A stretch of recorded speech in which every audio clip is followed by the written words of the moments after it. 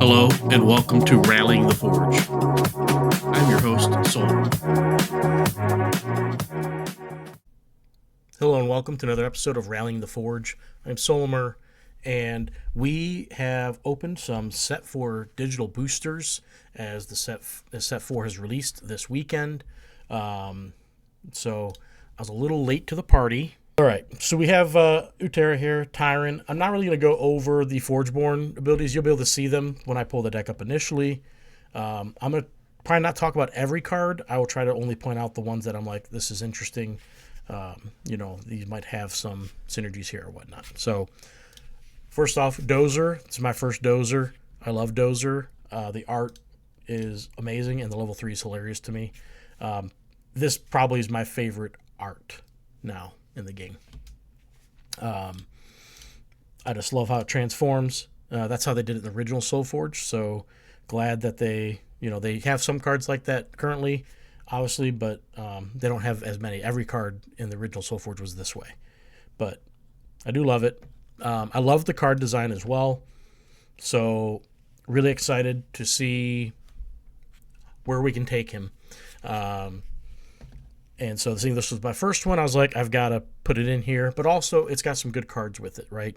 So we have Lycian Hydra, which can get really big if you have creatures adjacent to it when you play it. So you're going to want to have a board presence. Makes it hard for Dozer to move around, but that's okay.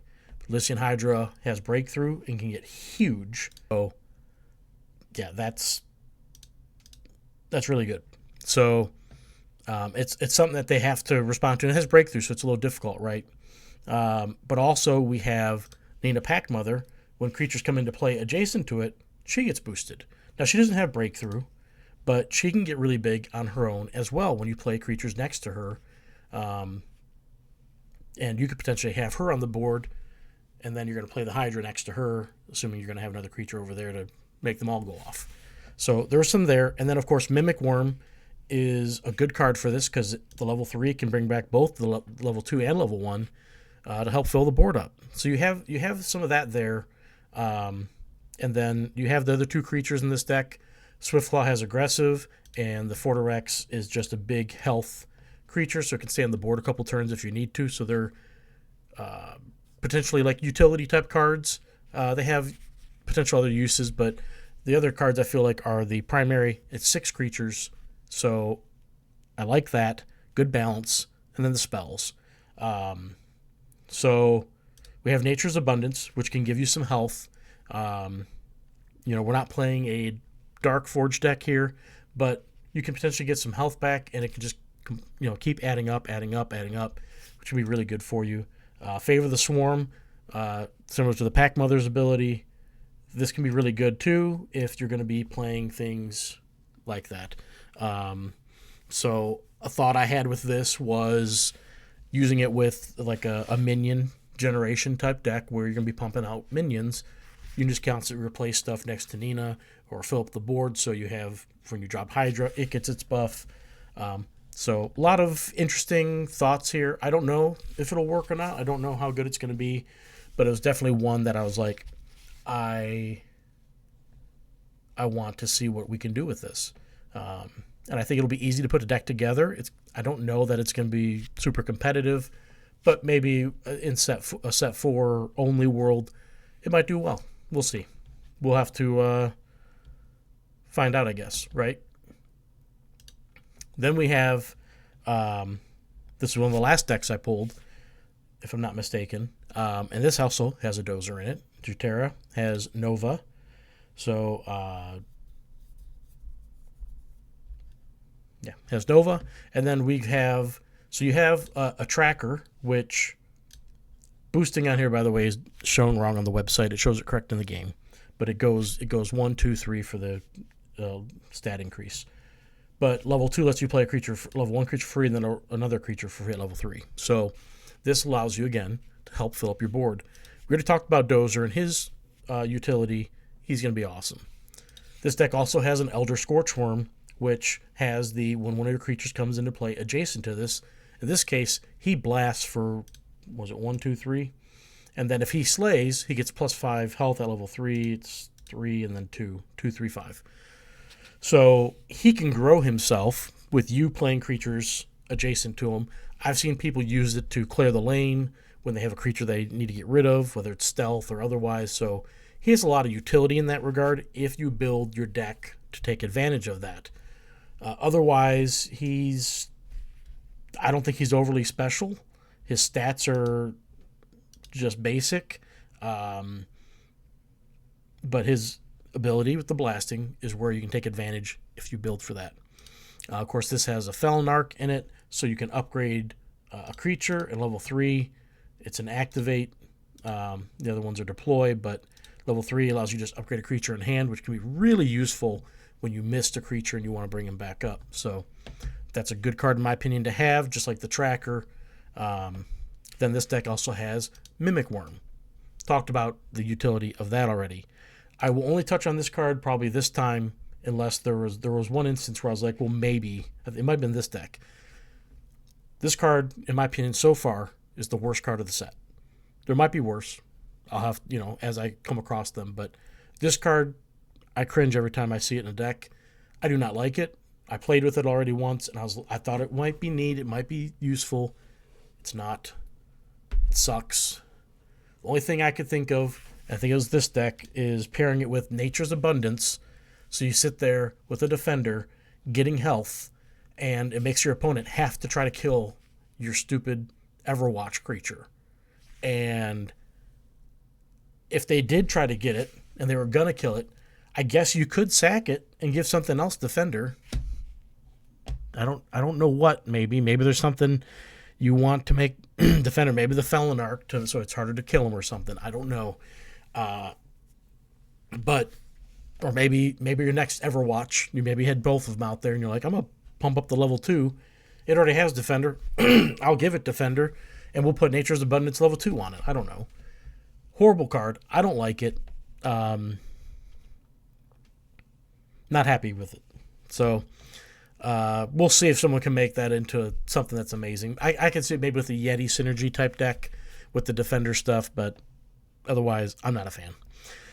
All right, enough about that card. So then we have a Terrapath. Terrapath, no matter what modifier it has, is huge at level 3. So that is awesome.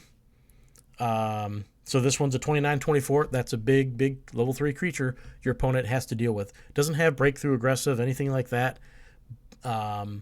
So if you paired it with a deck that had augments, you could potentially give it to it. This deck did not get the breakthrough augment guy. That would have been perfect, but it didn't get it. But he's still a big body. They can't just let 29 damage go through, so they have to chump block it at a minimum. And at 24 health, it could take them a while. So, great body at level 3. That's one of your kind of win conditions. Dozer at level 3 is going to be wrecking havoc on his own. But if you drop a Terrapath, what are they going to choose to take out, Then you also have a Vicious Velocis, so a vicious creature, which also at level 3 is huge. Vicious is the modifier that is similar to Charge Plated, that you have smaller level 1 and 2 creatures or weaker versions, and then the level 3 is just massive. In this case, the Velocis, 32 attack, 17 health, so it could be knocked off. They're going to need a big creature of their own with the 17 attack to kill it. However, they can't just let it go unblocked. So you have a Terrapath, you have the Velocis, you have a Dozer, you have a lot of finishing creatures here to really put pressure on your opponent, plus your other cards you have to help fill lanes and get things out there. This isn't even touching what you might pair it with that's going to have its own things to bring to the table. So I really like this half deck, despite only having 2 spells. We talked about the Nature's Abundance for some health, and then Noxious Cloud. Again, this gives you a bunch of health and can give an enemy creature minus health. You could wipe out a creature with this. Level 3 is minus 10 health, and you gain 10. So the health gain's nice, as long as they don't have a Pyrax out there. But you give something minus 10, that might allow Dozer to, at level 3, when he strikes him, to wipe him out, and then he's going to have 10, 12 damage to deal to the opponent. So I really like this, despite the heavy creatures. But you can balance it by pairing it with obviously something that's maybe heavier spells, less creatures, because you have some really good ones here. At least I feel you do. I'm not saying they're perfect. They're kind of in their own little bubble, but when you put them out there, they're super strong, and it doesn't really matter that that Terrapath and Velocis don't pair together. But when they're both out there, your opponent is, they're starting to get their hands tied a little bit. And if you drop Dozer down the next turn, or if he was already out there, it's bad for your opponent. So getting there is going to be an issue. So I was thinking maybe an upgrade type deck, maybe a Loyan, if I can get one that has really strong upgrade synergies. So that's what I was thinking with this deck. But I do like it. It just looks like one of those fun type of decks when you get to later levels, or later cycles, and you can just drop some big boys on the board there and watch your opponent scram. So we had that one. Then we have another Ruterra. We have quite a few Ruterra, actually. Probably half of them were Ruterra, maybe less. So this one has Tyran, however you say it. I liked this one because the bottom half of the creatures, really. But you have a Terrapath. So again, another big creature, 25, 21. This one, though, has 3 armor and breakthrough. So Emboldened gives them armor and breakthrough, I'm guessing. That's my, I don't have them memorized, or I haven't really looked them up to know for sure, but I believe that's what it's doing. So one, that's awesome on a creature that big, having breakthrough already. Then you have the Hydra, which also has breakthrough. If you can get the board presence for it, again, it's a massive drop. Then you have this guy. I only mention him because he can give aggressive and breakthrough at level 3 on activate to creatures adjacent to him. So that can cause additional problems if you're late in the match, even though they're maybe handling your Terrapath and your Hydra. Well, now you've got him, and he can give somebody else some stuff, maybe your Spitter or something. So, of course, we already talked about Felonark and his utility. You may not play him, you may, and he could be really useful for you, or maybe it won't be. But he does help with the upgrade needed to get past some of these early levels of creatures you don't really want to level. Vicious Spitter, he's a cool guy that when he deals damage to exhausted creatures, just destroys them. But his level 3 with Vicious, he's a 23-25. So he's a big body that they can chump block, but they need to block. They can't just let that through. With the Lycanthrope, however it's said, you can give it breakthrough potentially in the later levels. So that's really nice. Vita Sprout, I'll mention him now. I don't know if I have one that I thought might be nice with the heal synergy, but I did have a deck in the SolForge event where I was able to use Vita Sprout and just gain tons of health, despite it being a Dark Forge deck. So I really like this for gaining health when you've got a full board. That's when it's obviously most useful. But you can really gain some good chunks of health with him, and it's a defender. It's hard for them to take out. I do like it, and it's on an activate. So, when you want to, you don't need to use some Pyraxes on the board. But definitely a neat little card. So if you do get a full board, you can pop him down and gain some good health. It also has Favor the Swarm, so we talked about that earlier. That's a really good card to have for it. And Pack Mentality, so it gives breakthrough, and that's really important. It gives a huge attack boost if it's a beast, which I don't know which ones are beasts. The Hydra's a beast, but he's already got breakthrough. He's a mage, he's got breakthrough. So maybe you pair it with some other deck that has a beast that needs breakthrough. This just is an upgrade card. So this has upgrade built into it for these big creatures that you want to get through those lower levels. So I really like this one. This one was similar to the last one, and it's got big bodies, and that's find a way to survive till you can get them out there. The next one is a SolForge Utera deck with a Blighted Circe. And so you can kind of see her abilities are all covered up in a way, but I liked this one because it has the biologist. That's the sole reason. I think I pulled another one out because it just had a biologist in it. It is, in at least so far in sealed, it's a top 5 card for sealed. I don't know if it's going to end up being a top 5 card on the overall for the set. I currently think it is, and we will see how it plays out once people start, putting other sets with the set 4 decks and see what they can do. Although there's a lot to be said to put SolForge decks together, and maybe that's how they end up really just working the best together. But we'll see. So it's got a biologist. It's got a dryad, which is nice too for all the, if it's out there and you're pumping out minions every turn. It can really just take over if your opponent doesn't have something to deal with him and or all your minions that you pump out. So if you're not aware, he activates and plays a minion and pumps all your minions at the same time.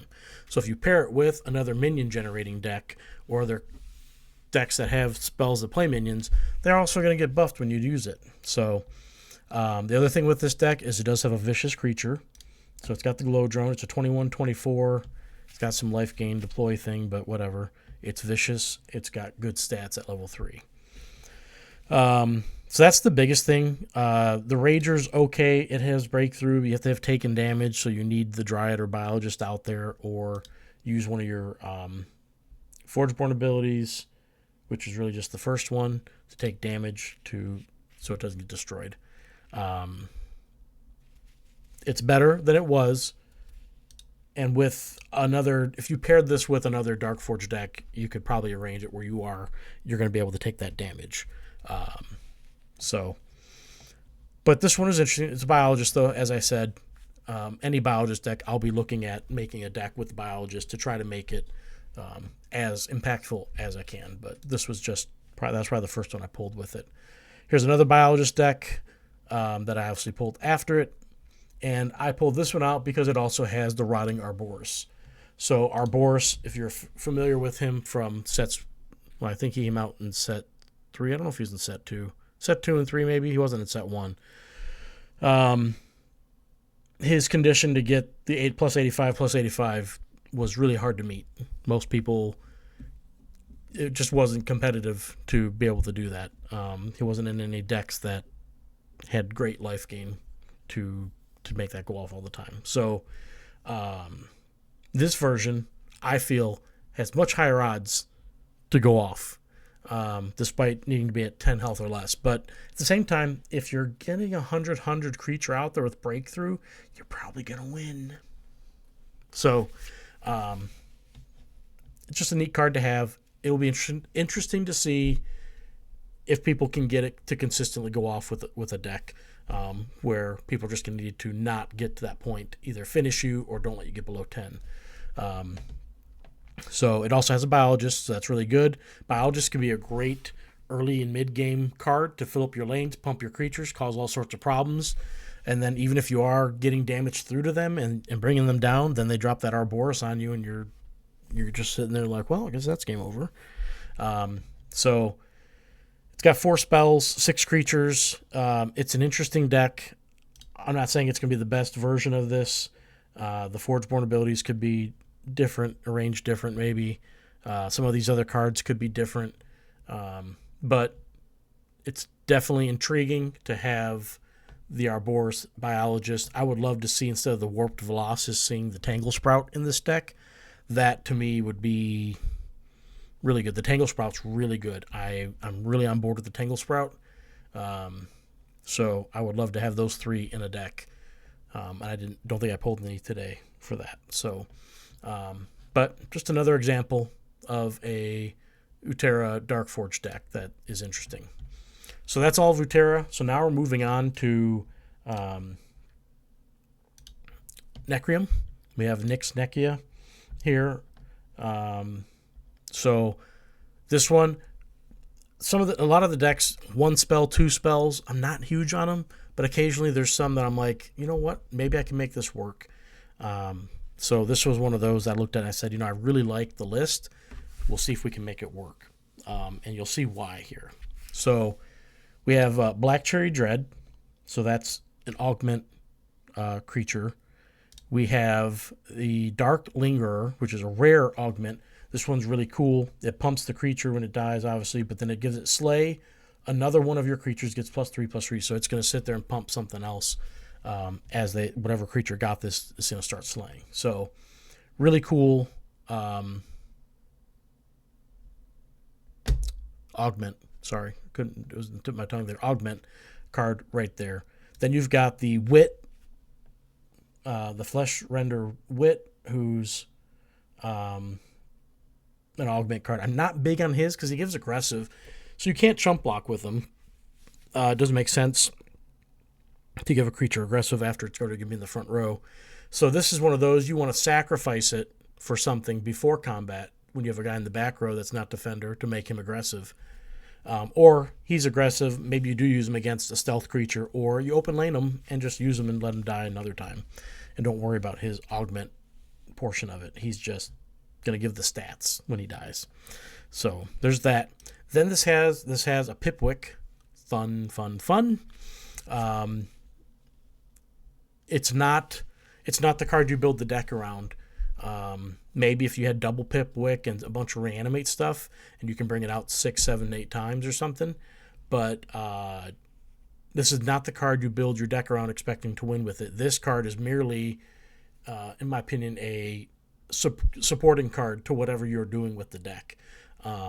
Certainly, you can use the body to try to kill your opponent and whatnot. It's got average stats on it or better.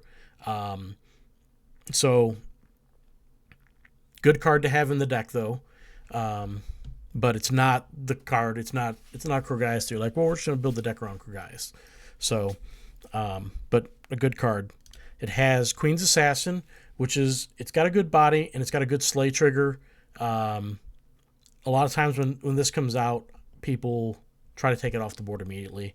You don't want this thing to get going and keep growing and just never get its health down. You can't just chump block it. You've got to get it off the board, or just eat its damage. And then we have the Soulthirst Harbinger. That's the 4th augment creature in the deck. So I saw that and I was like, this is crazy awesome. So this one gives stealth. They all give their own little thing, but plenty of augments to go around.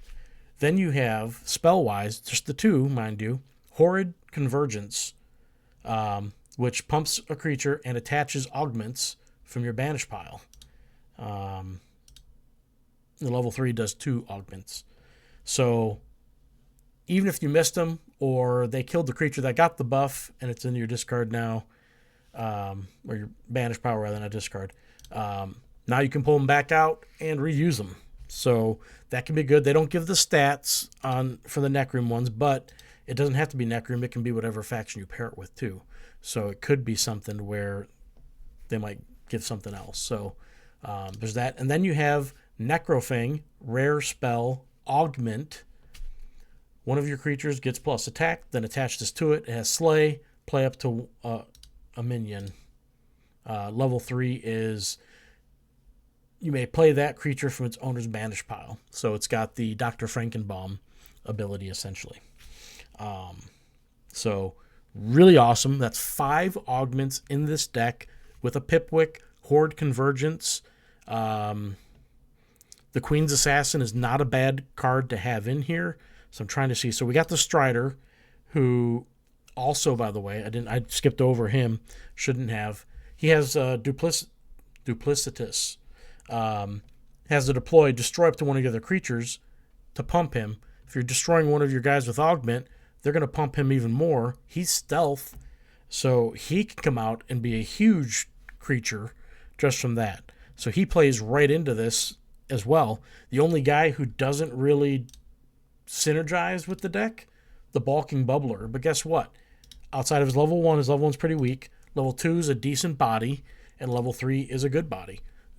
Maybe even better than good. But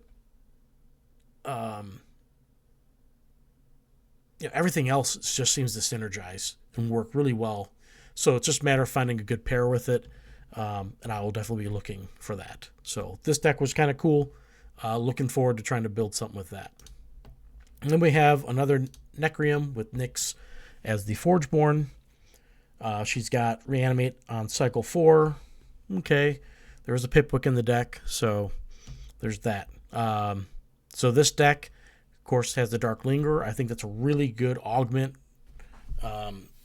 So probably any deck that has augments, if it's got it in there, that's a positive.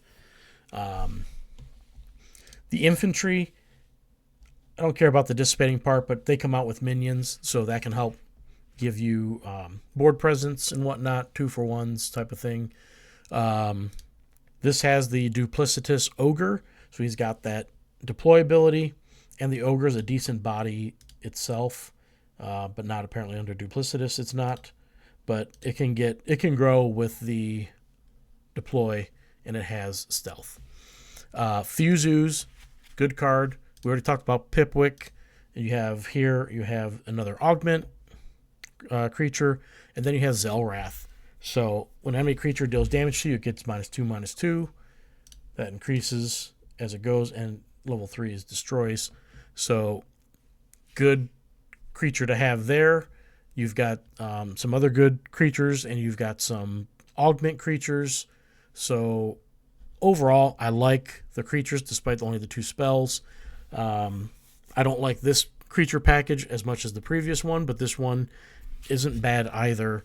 And a little bit different than the previous one, so not as focused on augments. But still, this deck has Rite of the Fallen. Level 2 is Reanimate something, and level 3 is also Reanimate. Not to mention we talked about Nyx having Reanimate. So if you like a card, and maybe it's Pipwick in this deck, maybe it's something else, you can bring a lot of stuff back a lot of times. So that's not uncommon for Necrium. So, but that was the thought. Was as soon as I saw it, I was like, wow, this deck has a lot of Reanimate. You can bring Pipwick back a bunch. You can bring back level 3 Pipwick 2 times in addition to playing it once. If they have Pipwick level 3 and you steal it, you potentially play level 3 Pipwick 4+ times. Who knows? Maybe you get some other Reanimate stuff going. And then you have Soul Harvest also with Pipwick, where you can discard a card from their hand. So there is a lot of potential for controlling what their options are, and then you can Reanimate Pipwick to further that. So, yeah. So that was the thought with this deck. Thought it wasn't half bad. We'll see how it goes when it goes to building with it, but it has potential. Another Necrium deck here. This one was interesting. I just liked the cards. It wasn't like there's a specific strategy I'm going with here. I looked at the cards and like, you know what? I don't feel like there's any bad cards in the deck. Kind of. So you have Toxis Mori. From the spoiler videos, I like Toxis Mori. I think she's one of the better Forgeborns that came with this set. So this deck has, of course, you have the Wit for the augment. You have the Soulthirst Harbinger for the augment. And then you have Fuzu's, which is a good creature. Queen's Assassin, we talked about being a good creature. You have a Vicious Ogre, who is a 23/24 at level 3, so that's a good body. So then you have Professor Somorg, and he is activate, attach augments. So you could pair him with another deck that has a lot of augments that might go, to your banish pile or whatnot. But when stuff dies, you can pull it back out though and get those benefits. So he's really nice in that regard. So I liked all 6 creatures. Then you get to the spells.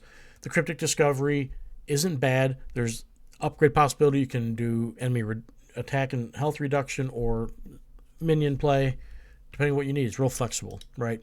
Endless Hunt. So Warriors. I don't think, if I recall correctly, this deck did not have a lot of warriors. It's got the assassin and the fusus, which are two of your better creatures. So you might want to pair it with something that has augments and warriors to really take advantage of this reanimate ability. But could be really good. Rise and Shine. So you make your opponent destroy a creature, and then you play a minion at the level 2 and 3 levels. It is sort of level gated, but it's okay because it's what you should want to remove, I guess. But if they don't have something out there, you can't play it as well. Well, you can, but they just don't destroy nothing, right? And then it's got Vampiric Hunger, another augment. You know, this is the Sacrifice Chamber on a stick. So, really like all the cards in this deck, and I think this is definitely something that will get paired with something else.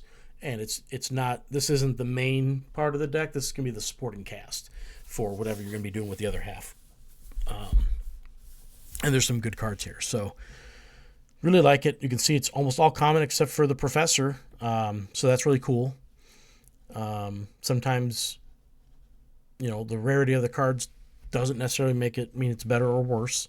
It's just, but it's good to see almost all common deck that looks pretty decent, at least well put together. Then we're on to Oloyan. So we're down to our last 4. We have 2 Oloyan, 2 Tempest. I did say, I think I said, I might not have, I was a lot harder on Oloyan when filtering through the decks. I really am looking for, I should really just make a list of the cards I really want to see in a deck until I can find that deck, because I think it'll be really strong. But these 2 decks are really interesting, and you know, who knows? Maybe these get me there. But this one has a good chunk of what I'm looking for. It has Pummel Pack, it has the Steelhorn Vanguard, and Veilbite. Let me show Steel Rosetta real quick so you can see it. I didn't really read into her to see if I like it or not, how that plays into it. I'm looking for specific cards in here that are going to be able to really just, I feel like there's a lot of opportunity for Oloyan to be just so good. But you really got to, again, you're going to need a high roll. It's not just going to be this average deck that's like, oh, that's pretty good. Like this one could be like that. It's got a fair amount of rares in it, but I just think there's a lot of bland or blank type cards in Oloyan that they just don't do anything, and I don't want to see them in the deck. And they're not like they're huge creatures. They got good stats or something. They're just kind of blah, and they don't do anything special. So that's a lot of my complaint with Oloyan.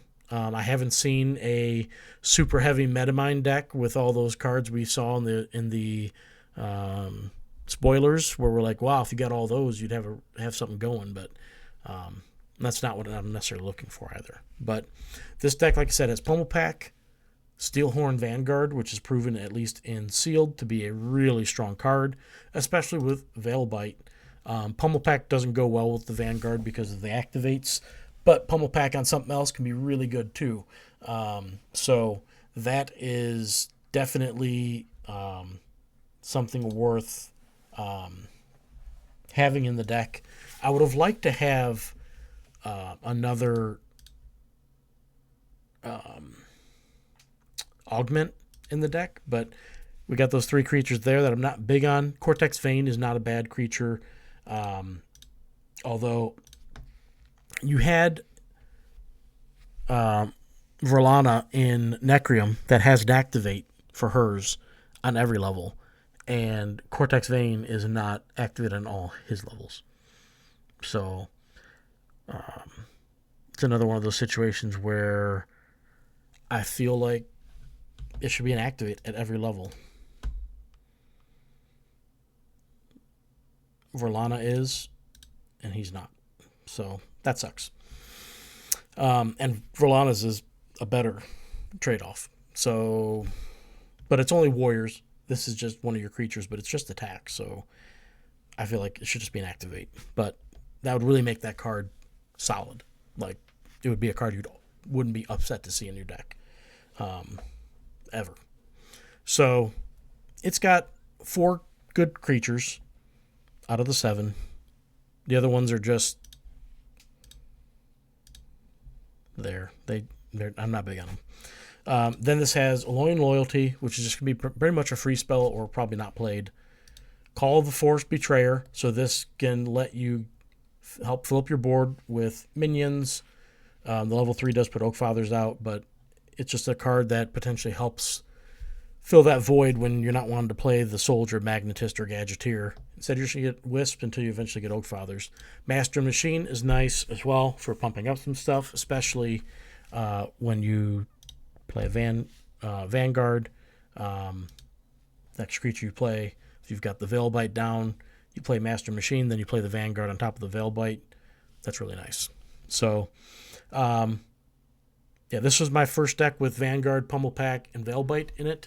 So I pulled it aside because I was like, well, it's not the best, but maybe we try to make it work until we get one that's got a list that we're like, yeah, this is the list. So I was pretty tough on Alloying, but this Alloying deck this one instantly, when I was going through it, I was like, this deck, it has potential.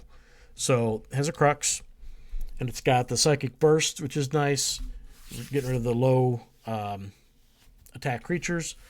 The level 3 Soul Fuse, setting your creature's attack to be equal to another creature's attack. And level 4, enemy creatures get -8 attack. That's across the board. That's really nice. So this is going to be a suppressive type deck with those abilities. We have, of course, Cortex Vein. Does that on deploy. Level 3 is Activate, which is really good. It's unfortunate each level is not an Activate, but whatever. Past that, right? Then we have Shock Guard. Shock is the ability in particular that I'm really liking. I really want to get one that's like a triple shock with a Cortex Vein, and the Diminisher is fine for that purpose, and then these spells, right? So level 1, each enemy creature gets -1 attack. The level 2 deploy is -2 attack, and the level 3 is -3 attack. So it's not super strong, but if you had multiple shock creatures, that can add up quickly. But still, it's something to get them. It might put some people below a threshold for such as Psychic Burst. So there is that possibility. Then you have the Diminisher, which gets deploy, and enemy creature gets minus attack. And it gets a bunch at level 3, -12. So I was like, okay, a lot of minus attack stuff. I like it, and Crux, their abilities fall into that too. So then we get, of course, we talked about Loyalty, it's just a free card. Bioharvest, you have some upgrade synergy here, and you can destroy an enemy creature with attack less than the number of cards in your discard pile. So reducing attack, this can help you destroy a creature, and you get to upgrade a card, and the level 3 is just upgrade it and then destroy all enemy creatures with 12 or attack or less. This goes really well with the level 4 ability of enemy creatures get -8 attack. So now they have to have 21 or more attack to be able to survive this plus that ability. I really love that. So there's that. Then we have Entrapment. You can set an enemy creature's attack to 0. Then you can move it. Each level is setting a creature's attack to 0 and potentially moving it. So again, that can be really helpful. So if you did Entrapment level 3 before you did the Bioharvest level 3, that'd be another, you could target some creature that's huge with that, right? Flash Wave, another card in here. Each enemy creature gets minus attack. Level 3 is each enemy creature's attack to 0. So you could, in theory, do this followed by Bioharvest and kill all their creatures except for like Krogaius. So really cool. And then you have these other abilities here too that can help play into that as well if you didn't have all these spells together to play. And the last card is play basically a minion and destroy minions. It has the Tinker ability 1, 2, then all. So if you're playing against a minion-based deck, you can just wipe out the minions completely. Or you're just getting a minion if you need the buffs, or you don't play it because maybe you don't need it. It's just a utility card, may or may not be used. The Loyalty, again, it's basically a free spell or not played. So you have 2 spells that aren't great The other three are really strong with this deck. You have the Axion Shift as well, is you can switch to enemy creature's attack. They activate there. So you could potentially, if there's a creature you need to kill because they have an augment or something of that nature, you can swap them. So he plays into that as a utility card as well. He's not bad, though. The only card I'm not big on is this Marching Leap Bot. It does have mobility 4, so it can move all over the board, and it can just be used to block, chump block, maybe push some damage through. I don't know. It's the only bad creature, in my opinion, in the deck that doesn't fit the theme of the deck. But I really like this. You do need to pair this with a deck that has some finishers, though, because this deck doesn't have anything really that's going to kill your opponent. You're just going to be sitting there hoping that you have more life than them. If this all you're doing is just reducing their attack or destroying some stuff here or there. But yeah, so really like this deck. Really hoping this can become something. The suppressing style isn't necessarily a style I've played a lot of or that I've really focused on. I don't necessarily have any great suppressing decks. I hate playing against them too, though. But maybe this will be really good, or at worst, I can't make it work. And I know there's some Alolan players out there that are gonna be like, I would really love to have that deck. So maybe we'll find a way to get it over to them if this doesn't work for me. Now we have Tempest, our last two decks. This one, maybe I start with the other one first. Yeah, let me start with, is it this one? Yeah, this one. I'll start with this one, with Korok. So this deck basically is the closest thing to have to the Yeti 4. But I'm missing Kragor for this deck. But this deck does have Frostak and Snowfur. It has Violent Rampage. So it does have the Frostbearer as well. So it's got those three. The only one that's missing is Kragor. But basically, Frostak removes Defender, gives them aggressive. It's just any of your creatures, but all the Yetis have Defender. This one is an activate. He can make another creature blast. And then Snowfur at the end of each turn, blast as well. He's got massive hit points at level 3. They are susceptible. The Marching Frostbearer is not. But the other two, and I'm not sure if Kragor is or not. Kragor might have too. They're all susceptible to like set 1 suppressing Sonic Burst Alolan decks, which are out there. So that is a problem for the Yetis. But Violent Rampage does try to help with that. It increases their attack, and they blast equal to their attack. So you can try to set this up with a Yeti. It has to be a Yeti, where their attack has been boosted a bunch, and then maybe they're not playing across from it or something, but you can drop like the level 3 Violent Rampage. You give it plus 8 attack, and it's going to blast equal to its attack. So if the Frostbear probably has the most attack, he's got 8, so he'd be a 16. He'd blast for 16. He can activate, make someone else blast for 5 in an open lane if they're in the back row. But I've seen someone get their Frostbearer up. They were at like 24 attack, and if they would have drawn drawn the Violent Rampage level 3, he'd be up to 32, would have blasted, would have killed me. They didn't draw it.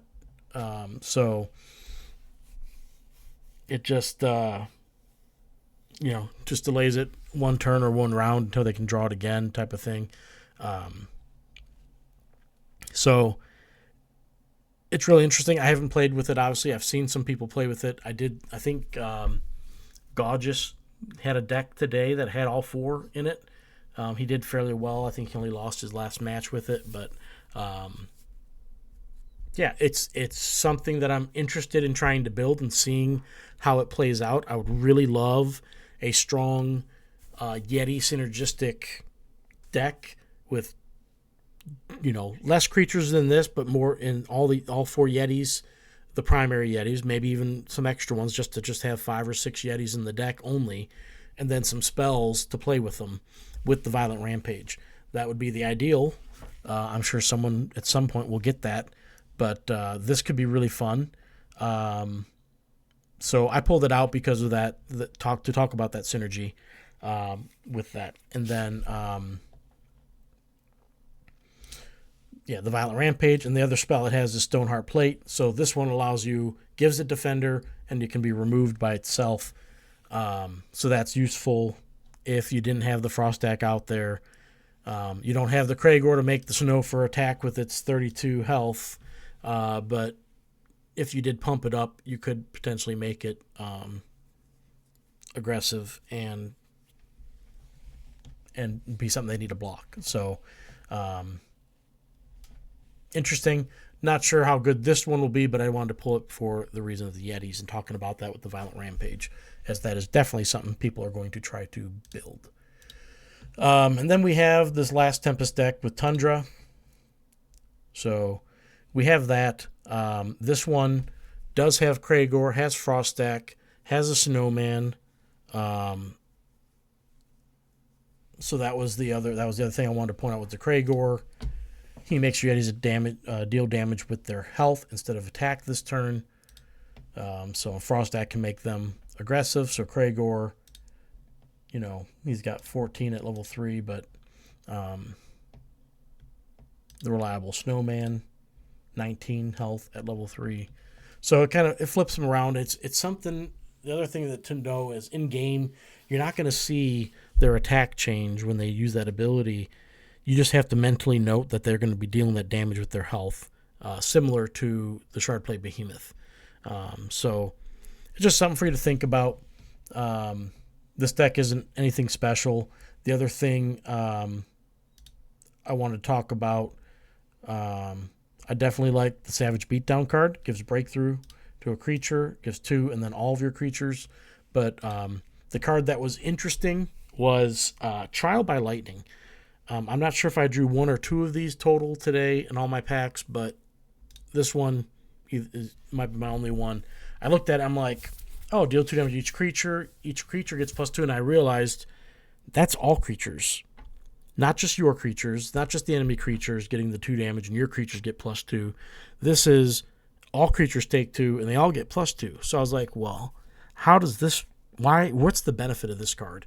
I'm still trying... Obviously, if they don't have anything on the board afterwards, yeah, duh. But if they have a full board, and you have a full board, like, you're just helping each other kill their own creatures off, which could be something that could be good. Don't get me wrong. There are definitely times where this is going to be beneficial to you to just play it before the reason of better trades in combat or something. But I didn't really like it. But then I was thinking, I'm like, well, what could we use this for? So this one, I was like, well, at level 3, 6 damage to each creature. Each creature gets +6 attack. So we're not going to really focus on the 6 attack here.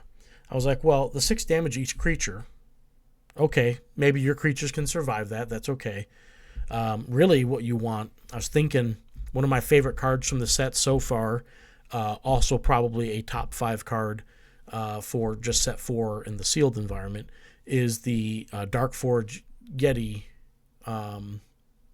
Aloyan card. So I didn't realize when I was playing it, his level 1 is you take 3, he deals damage equal to what you've taken to a creature. Level 2 is 2 creatures, and level 3 is all enemy creatures. So you can really just blast them out if your Darkforge deck is dealing a lot of damage to you. Whether you take, he deals 3 on his own.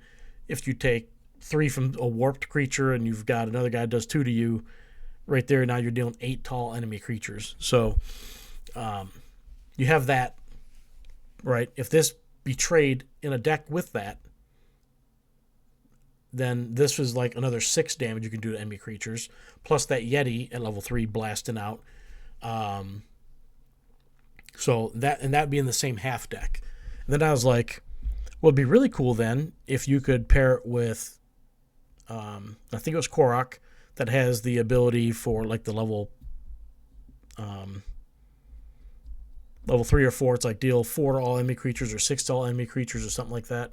So then you have that, and so he can also blast another 6, let's say. So now that's 20 damage to all enemy creatures. And then if you had a Shardback in that deck as well, a Furious Shardback, you could proc it by hitting it from the Trial by Lightning. And then you can also proc itself if it's a Furious Shardback.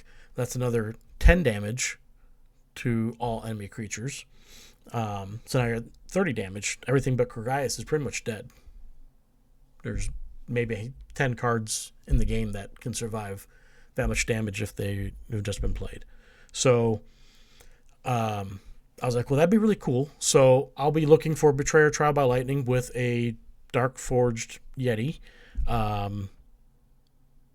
Hopefully the rest of the deck that they're paired with would be really cool and good. And then I have Korok and unless it's Sunder, whichever one it needs to be with Furious Shardbacks. I've got those decks to pair with it too. There's other things you can do with it.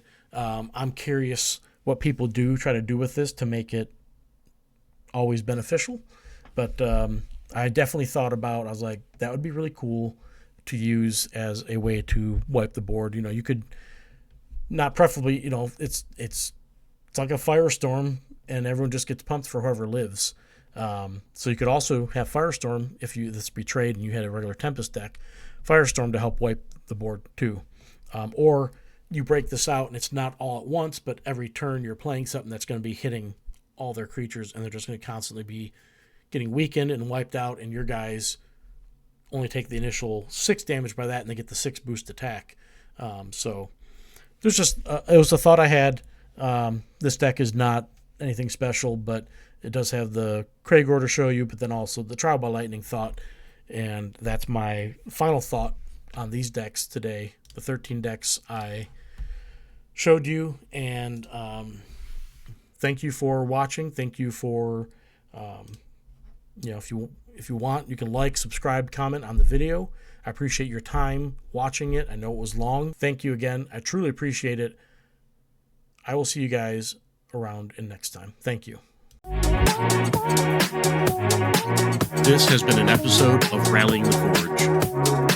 Thank you, and we'll see you next time.